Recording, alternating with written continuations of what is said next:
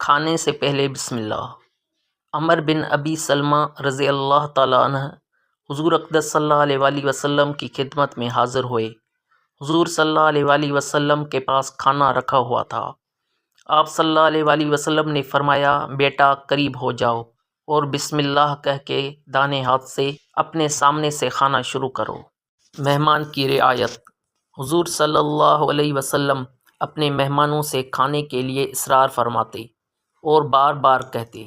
ایک بار ایک شخص کو دودھ پلانے کے بعد اس سے بار بار فرمایا، اور پیو اور پیو، یہاں تک کہ اس شخص نے قسم کھا کر عرض کیا، قسم ہے اس خدائے برتر کی جس نے آپ کو حق کے ساتھ بھیجا ہے اور گنجائش نہیں ہے۔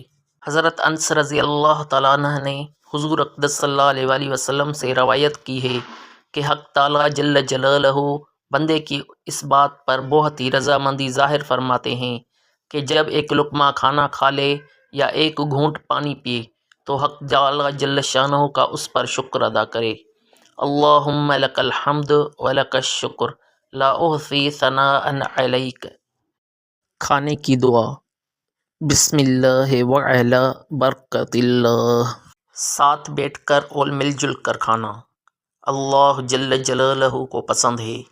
رسول اللہ صلی اللہ علیہ وآلہ وسلم نے ارشاد فرمایا، اللہ سبحانہ وتعالی کے ہاں سب سے پسندیدہ کھانا وہ ہے جس میں کھانے والے ہاتھ زیادہ ہوں۔ کھانے کے دوران اگر لقمہ گر جائے تو نبی اکرم صلی اللہ علیہ وسلم نے ارشاد فرمایا، بلا شبہ شیطان تم میں سے ہر ایک کے ساتھ اس کے ہر کام کے وقت حاضر رہتا ہے، حتیٰ کہ کھانے کے وقت بھی اس کے پاس موجود رہتا ہے۔ لہٰذا کھانا کھاتے وقت جب تم میں سے کسی کا لقمہ گر جائے تو اسے اٹھا لے، اور اس میں گندگی مٹی وغیرہ لگی ہو اسے صاف کر کے کھا لے، اور اسے شیطان کے لیے نہ چھوڑے۔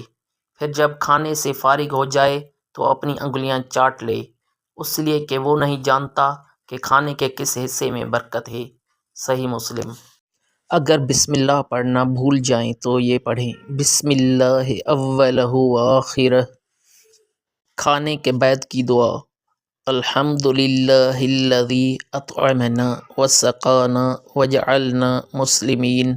حضرت انس رضی اللہ تعالیٰ عنہ نے حضور اقدس صلی اللہ علیہ وآلہ وسلم سے روایت کی ہے کہ حق تعالیٰ جل جلالہ بندے کی اس بات پر بہت ہی رضامندی ظاہر فرماتے ہیں کہ جب ایک لقمہ کھانا کھا لے یا ایک گھونٹ پانی پیے تو حق تعالیٰ جل شانہ کا اس پر شکر ادا کرے۔ اللہم لک الحمد ولک الشکر لا احصی ثناء علیک۔